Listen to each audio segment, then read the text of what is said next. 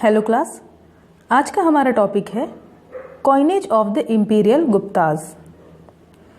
गुप्त सिक्कों पर बात करने से पहले गुप्त वंश का संक्षिप्त इतिहास जान लेना आवश्यक है। इस वंश का संस्थापक श्री गुप्त था, जिसने 275 ईस्वी में गुप्त वंश की स्थापना की। श्री गुप्त के बाद उसका पुत्र घटोत्कच आया और उसका उत्तराधिकारी हुआ चंद्रगुप्त प्रथम, जो 319 ईस्वी में गुप्त वंश की गद्दी पर बैठा। इसे हम गुप्त वंश का वास्तविक संस्थापक भी समझ सकते हैं। चंद्रगुप्त प्रथम के बाद समुद्रगुप्त, चंद्रगुप्त द्वितीय, कुमारगुप्त और स्कंदगुप्त जैसे राजाओं के बारे में हमें जानकारी मिलती है, जिन्होंने 319 ईस्वी से लेकर के 467 ईस्वी तक शासन किया। यदि हम गुप्त वंश के पूर्ण इतिहास को देखें तो स्कंदगुप्त के बाद भी हमें कुछ राजाओं के नाम मिलते हैं, जिनमें पुरुगुप्त, कुमारगुप्त द्वितीय, बुधगुप्त इत्यादि हुए, जिन्होंने 467 ईस्वी से लेकर के 550 ईस्वी तक शासन किया। लेकिन ये अवधि गुप्त वंश की अवनति काल के अंतर्गत आती है। When we talk about the coins of Guptas, the time span between 319 to 467 AD is the most important. General features of Gupta coins. देखिए, गुप्त वंश के जो राजा थे वो भारतीय मूल के पहले ऐसे राजा थे जिन्होंने सोने के सिक्के जारी किए। अगर हम भारतीय शास्त्रों में स्वर्ण मुद्राओं के उल्लेख के बारे में बात करें तो वो हमें प्राक गुप्त काल से ही मिलने लगते हैं। लेकिन प्राक गुप्त काल की जो उपलब्ध स्वर्ण मुद्राएं हैं वो विदेशी मूल के राजाओं द्वारा जारी की गईं। जैसे कि अभी हमने हिंदी यवन राजाओं के बारे में और उनकी मुद्राओं के बारे में पढ़ा, उसके बाद कुषाण राजाओं की मुद्राओं के बारे में पढ़ा। इन्होंने भी सोने के सिक्के जारी किए, लेकिन ये सारे विदेशी मूल के थे। गुप्तों से पहले भारतीय राजवंश ने अपने सोने के सिक्के नहीं चलाए थे, और हो सकता है उन्होंने चलाए भी हों, लेकिन वे उपलब्ध नहीं हैं। तो इसलिए गुप्त वंश पहला ऐसा भारतीय राजवंश बन जाता है जिन्होंने अपने सोने के सिक्के जारी किए, और ना सिर्फ जारी किए बल्कि उनके सोने के सिक्के बड़ी संख्या में हमें उपलब्ध भी हुए हैं।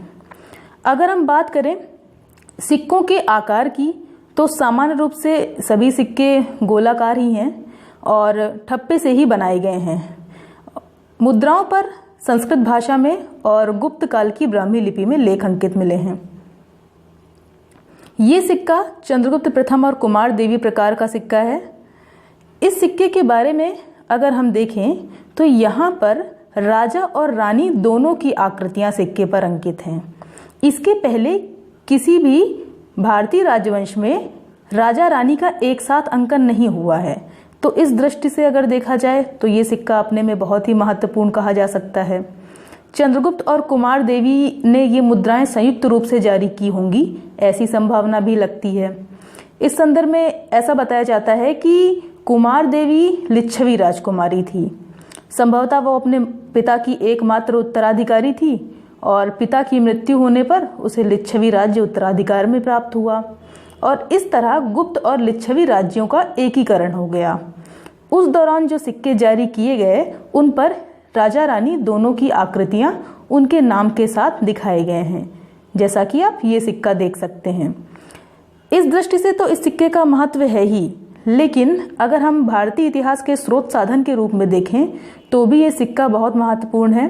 वो इसलिए क्योंकि इससे हमें गुप्त वंश में कम से कम समाज के उच्च वर्ग में स्त्रियों की दशा संतोषजनक थी, इस बात की जानकारी हो जाती है। तभी राजा और रानी दोनों का अंकन सिक्के पर किया गया है। अगर हम बात करें गुप्त मुद्राओं के तोलमान की तो इन्होंने बड़ी मात्रा में अपने सोने के सिक्के ही जारी किए हैं। इनका चंद्रगुप्त प्रथम और समुद्रगुप्त के समय जो सिक्के जारी किए गए उनका वजन 120 ग्रेन्स था, जो कि डेनेरियस ऑरियस के तोल पर आधारित था। और डेनेरियस ऑरियस का वजन 122 ग्रेन के आसपास होता है, तो इन सिक्कों का वजन 120 ग्रेन के आसपास था, जो उसके समकक्ष ही है। डेनेरियस ऑरियस के तोल पर आधारित होने के कारण ही इन गुप्त स्वर्ण मुद्राओं के लिए दीनार शब्द का प्रयोग किया गया। उसके बाद इन राजाओं के बाद इस मुद्रा के वजन बढ़ने की प्रक्रिया शुरू हुई, जिनमें अगर आप चंद्रगुप्त द्वितीय के शासनकाल में स्वर्ण मुद्राएं जो जारी की गईं, उनका वजन 120 ग्रेन से बढ़कर के 124 ग्रेन हो गया। इसी तरह कुमारगुप्त के शासनकाल में इनका वजन पहले की तुलना में और अधिक बढ़ा और वो 124 ग्रेन से होके 132 ग्रेन हो गया। स्कंदगुप्त के काल में 132 ग्रेन से बढ़कर के इन मुद्राओं का वजन 144 ग्रेन हो गया। 144 ग्रेन जो कि 80 रत्ती के बराबर होता है और भारतीय साहित्य में परंपरागत मानक स्वर्ण मुद्रा का वजन 80 रत्ती बताया जाता है और इसे सुवर्ण कहा जाता था। तो इस प्रकार जो गुप्त स्वर्ण मुद्रा मूल्यतम रोमन डेनेरियस ऑरियस और कुषाण स्वर्ण मुद्रा की तौल पर आधारित थी, वो कम वजन से बढ़कर के परंपरागत भारतीय सुवर्ण के बराबर हो गई। अब अगर इनके हम रजत सिक्कों पर बात करें तो इनके रजत सिक्कों के लिए सबसे पहले चंद्रगुप्त द्वितीय ने चांदी के सिक्के जारी किए थे और उनका वजन 36 ग्रेन्स था। ताम्र धातु के सिक्के रामगुप्त द्वारा ही जारी किए लगते हैं। उसके अलावा हमें किसी भी गुप्त राजा की मुद्राएं ताम्र धातु की नहीं मिलती हैं और इनका वजन जो है वो 18 से 89 ग्रेन्स के लगभग था। अब यदि बात की जाए गुप्त मुद्राओं के अग्रभाग के अंकन की, यहाँ पर हम देख सकते हैं गुप्त राजवंश की विभिन्न मुद्राएं हैं जिनमें राजा को अलग अलग मुद्राओं में दिखाया जाता है। इस संदर्भ में अगर देखा जाए तो यहाँ पर सामान्य रूप से राजा को विभिन्न कार्यों में रत ही दिखाया गया है। अगर हम आरंभिक मुद्रा को देखें तो वहाँ पर राजा के हाथ में दंड है। इस प्रकार का अंकन इससे पहले कुषाण सिक्कों पर भी हुआ है, तो बहुत संभव है कि ये जो दंडधारी प्रकार की मुद्रा है वो कुषाण प्रभाव का ही परिणाम रहा होगा। बाद में भारतीय परंपरा में अगर हम देखते हैं तो वहाँ पे राजा अपना दंड खुद नहीं धारण करता है, उसके साथ हमेशा एक दंडधारी की व्यवस्था होती है।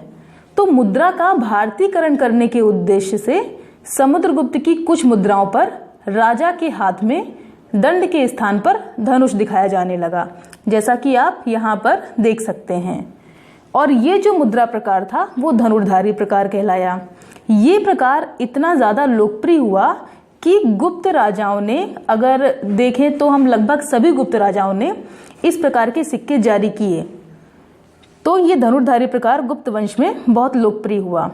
इसके बाद अगला सिक्का अगर हम देखते हैं तो वहाँ पर राजा को वीणा बजाते दिखाया गया है, तो इससे हमें राजा की, समुद्रगुप्त की वीणा बजाने में जो रुचि थी उसका हमें अनुमान मिलता है और बहुत संभव है कि वो अपनी इस गुण को प्रजा के सामने दिखाना चाहता था, अभिव्यक्त करना चाहता था और इसलिए उसने इस प्रकार के वीणावादक प्रकार के सिक्के चलाए। कभी कभी राजा को पर्यंक पर बैठा दिखाया जाता है, जैसे कि अगली सिक्का हम देख सकते हैं, इसे काउच टाइप कॉइन भी कहते हैं। कभी कभी राजा रानी एक साथ भी होते हैं और कई बार राजा को किसी पक्षी को कुछ खिलाते हुए दिखाया गया है, जैसे कुमारगुप्त की ये मुद्रा जहाँ पे वो मयूर को कुछ खिला रहा है, ऐसा लग रहा है सिक्के पर देख के कि वो उसे कुछ ऑफर कर रहा है।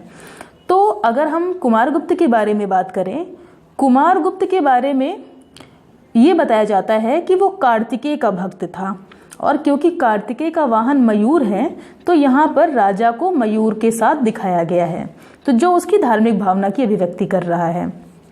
इसके अलावा कई बार राजा को विभिन्न पशुओं की सवारी करते हुए भी दिखाया गया है सिक्कों पर, जैसे आप देख सकते हैं यहाँ पर गजारोही प्रकार का सिक्का है, अश्वारोही प्रकार का सिक्का है और कभी कभी राजा को विभिन्न पशुओं का शिकार करते हुए भी दिखाया गया है, जैसे समुद्रगुप्त को बाघ का शिकार करते हुए दिखाया गया है और इस तरह के जो सिक्के थे वो व्याघ्र निहंता प्रकार के सिक्के कहलाए, या यूं कहें कि टाइगर स्लेयर टाइप कॉइन।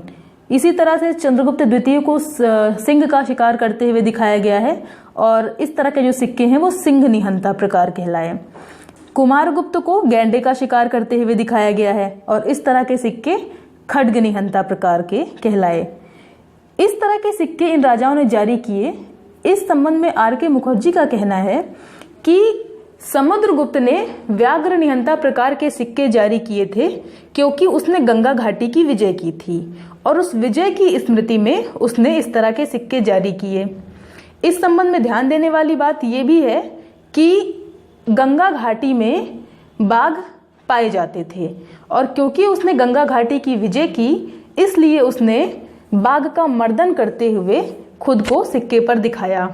इसी तरह से चंद्रगुप्त द्वितीय ने जब काठियावाड़ की विजय की थी तो उस विजय की स्मृति में उसने जो सिक्के जारी किए उन पर उसे शेर का शिकार करते हुए दिखाया गया है। इस संबंध में बताया जाता है कि काठियावाड़ में सिंह बहुत पाए जाते थे और इसलिए उसने इस तरह के सिक्के जारी किए। कुमारगुप्त के खड्ग निहंता प्रकार के सिक्के के बारे में कहा जाता है कि उसने कामरूप विजय की स्मृति में इस तरह के सिक्के जारी किए क्योंकि कामरूप में गैंडे बहुत पाए जाते थे और इसलिए जब उसने कामरूप विजय की तो उसने मुद्रा पर खुद को गैंडे का मर्दन करते हुए दिखाया और ये मुद्रा प्रकार खड्ग निहंता प्रकार कहलाया। कभी कभी राजा की व्यक्तिगत रुचि का भी ध्यान रखते हुए सिक्के जारी किए गए। यहाँ पर हम जो सिक्का देख रहे हैं वो वीणा वादन प्रकार का है। अब अगर हमने देखा गुप्तों में तो समुद्रगुप्त की रुचि वीणा वादन में थी। उसकी तुम्बुरु और नारद से तुलना भी की गई है प्रयाग प्रशस्ति में, जो कि उसको एक श्रेष्ठ वीणा वादक बताती हैं ये तुलना। यहाँ पर हम जो सिक्का देख रहे हैं वो कुमारगुप्त का है, ना कि समुद्रगुप्त का। तो क्या कुमारगुप्त भी वीणा वादक था?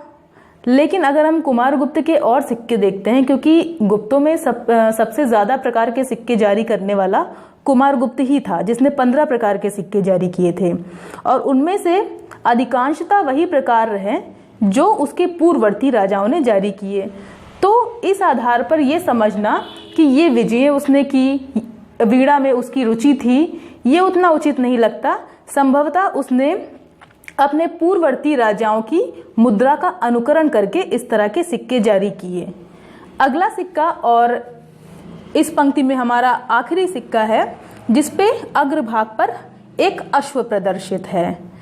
इस सिक्के के संबंध में बताया जाता है कि ये सिक्का समुद्रगुप्त ने अश्वमेध यज्ञ के अवसर पर जारी किया और बहुत संभावना है कि अश्वमेध यज्ञ को संपादित करने वाले जो पुरोहित आए उनको दक्षिणा के रूप में देने के लिए उसने इस तरह के सिक्के जारी किए, जो कि उसका अश्वमेध प्रकार का सिक्का कहलाया।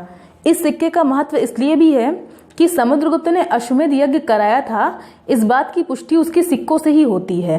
तो ऐसे में ये सिक्का भारतीय इतिहास के स्रोत साधन के रूप में विशेष रूप से उल्लेखनीय है। अब अगर हम बात करें मुद्रा के पृष्ठभाग पर अंकन की, तो अगर पृष्ठभाग पर किसी भी राजवंश की मुद्रा देख लें, वहां पर हमें किसी न किसी देवी या देवता का अंकन ही मिलता है, चाहे वो मानवीय रूप में प्रदर्शित हो, चाहे वो प्रतीक रूप में प्रदर्शित हो, या उन्हें पशु पक्षी के माध्यम से दर्शाया जाता हो। यहाँ पर गुप्तों की अधिकांश सिक्कों पर हमें लक्ष्मी का अंकन सर्वाधिक रूप से मिल रहा है। कभी लक्ष्मी को कमल पर बैठे दिखा दिया गया है, कभी उन्हें कमल पर खड़े दिखा दिया गया है और कहीं कहीं तो उनको सिंह पर भी सवार दिखाया गया है, जैसे कि नीचे की पंक्ति की पहली मुद्रा देख सकते हैं। और एक मुद्रा प्रकार हमें ऐसा मिला जहां पर देवी को मकर पर खड़ा दिखाया गया है। अब अगर भारतीय संदर्भ में देखा जाए तो देवी गंगा का वाहन मकर कहलाता है और यहाँ पर ये जो देवी मकर पर खड़ी है इनकी पहचान गंगा से की गई है और ये उसी मुद्रा का पृष्ठभाग है जिस मुद्रा के अग्रभाग पर समुद्रगुप्त को बाघ का शिकार करते दिखाया गया है। क्योंकि वो उसने गंगा घाटी की स्मृति में जारी की थी, इसलिए उसने देवी गंगा को पृष्ठभाग पर अंकित किया। दूसरी जो मुद्रा है जहां पर लक्ष्मी को शेर पर बैठे दिखाया गया है, इस सिक्के के संबंध में शुरू में बड़ा विवाद रहा, क्योंकि भारतीय संदर्भ में देखा जाए तो दुर्गा का वाहन सिंह कहलाता है, लेकिन यहाँ पर जो देवी है वो दुर्गा नहीं है, लक्ष्मी है। क्योंकि लक्ष्मी का एक नाम साहित्यिक स्रोतों में हमें सिंह वाहिनी भी मिलता है और सिंह वाहिनी की लक्ष्मी की मूर्तियां हमें खजुराहो से भी मिली हैं। तो इस आधार पर गुप्त सिक्के पर ये देवी दुर्गा नहीं बल्कि लक्ष्मी ही है। कुमारगुप्त का अगर हम सिक्का देखें तो वहां पर कार्तिकेय को मोर पे बैठे दिखाया गया हुआ है, जैसा कि आप इस सिक्के में देख सकते हैं।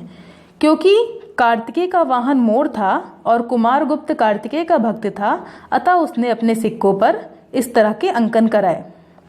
ये सिक्का प्रकार विशेष रूप से उल्लेखनीय है क्योंकि अगर हम बाकी सभी मुद्राओं पर पढ़ते हैं, देखते हैं, तो अग्रभाग पर हमेशा राजा की ही आकृति होती है। इंडो ग्रीक्स में ऐसा था कि राजा की आवक्ष आकृति होती थी। कुषाण काल में ऐसा हुआ कि राजा को खड़े भी दिखाया गया है उसकी पूर्ण आकृति के साथ। लेकिन गुप्त वंश की जो मुद्राएं हैं वहां पर राजा को विभिन्न कार्यों को करते हुए विभिन्न मुद्राओं में दिखाया है। तो यहाँ पर ये सिक्का, यहाँ इस सिक्के के अग्रभाग पर राजा की आकृति नहीं है, यहाँ पर एक अश्व है। ये मुद्रा समुद्रगुप्त की अश्वमेध प्रकार की मुद्रा है और इस मुद्रा की खास बात यह है कि पृष्ठ भाग पर किसी देवी का अंकन नहीं है बल्कि समुद्रगुप्त की ही रानी दत्त देवी का अंकन है। इस तरह के सिक्के अश्वमेध प्रकार के जो कुमारगुप्त द्वारा जारी किए गए उन पर भी इसी तरह का अंकन मिलता है। अग्रभाग पर अश्व है और पृष्ठ भाग पर उसकी रानी अनंत देवी का अंकन है।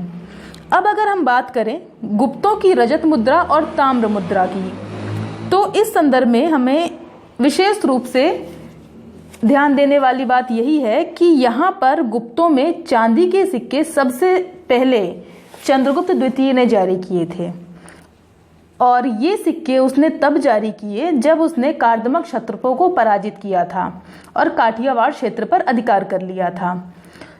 उस विजय की स्मृति में इसने इस तरह के सिक्के चलाए। चांदी के सिक्के ही उसने क्यों चलाए, ये भी एक प्रश्न उठता है। लेकिन इस संबंध में कारण ये रहा होगा कि क्योंकि उस क्षेत्र की जो प्रजा थी वो लगभग 300 वर्षों से रजत मुद्राओं का ही प्रयोग कर रही थी, तो उन प्रजा की सहूलियत को देखते हुए, क्योंकि वो उसके अभ्यस्त हो चुके थे, इस कारण उसने अपनी नवविजित प्रजा के लिए रजत मुद्राएं जारी की। इस तरह की मुद्राओं पर अग्रभाग पर राजा की आवक्ष आकृति दिखाई गई है और पृष्ठ भाग पर पंख फैलाए हुए गरुड़ दिखाए गए हैं। गरुड़ गुप्तों का राष्ट्रीय चिन्ह था, तो उनकी मुद्राओं पर गरुड़ का अंकन होना स्वाभाविक है। अब अगर हम बात करें रामगुप्त की, तो रामगुप्त के बारे में बताया जाता है कि गुप्तों में संभवतः यही एक ऐसा राजा हुआ जिसने अपनी मुद्राएं ताम्र धातु में चलाई थी। यद्यपि इन मुद्राओं की ऐतिहासिकता पर भी संदेह किया जाता है, जैसा कि आप यहाँ देख सकते हैं। इसमें प्रारंभिक मुद्रा हमें चंद्रगुप्त द्वितीय की है जो उसने काठियावाड़ विजय के बाद जारी किया, और इस तरह के जो मुद्रा प्रकार हैं वो पश्चिमी प्रकार कहलाए, इसलिए क्योंकि वो साम्राज्य के पश्चिमी क्षेत्र के लिए जारी किए गए थे। बाद में कुमारगुप्त ने भी चांदी के सिक्के जारी किए और उसने पश्चिमी प्रकार तो जारी किया ही, साथ साथ उसने मध्य देश प्रकार भी जारी किया। पश्चिमी प्रकार पश्चिमी क्षेत्र के लिए और मध्य देश प्रकार साम्राज्य के बाकी हिस्सों के लिए। स्कंदगुप्त ने भी इसी का अनुकरण किया। और अंतिम मुद्रा है रामगुप्त की, जो कि तांबे की मुद्रा है, और गुप्तों में रामगुप्त ने ही तांबे की मुद्रा जारी की। इसके अलावा हमें किसी भी गुप्त वंश के राजा की ऐसी मुद्रा नहीं मिली है जो तांबे की हो। तो ये थे हमारे गुप्त सिक्के, जो कि ना सिर्फ कलात्मक दृष्टि से भी विशेष रूप से उल्लेखनीय है, साहित्यिक और भाषा शैली की दृष्टि से भी विशेष रूप से उल्लेखनीय है, बल्कि अगर हम उन्हें भारतीय इतिहास के पुनर्निरूपण के रूप में देखें तो ये एक महत्वपूर्ण साक्ष्य हैं। Thank you.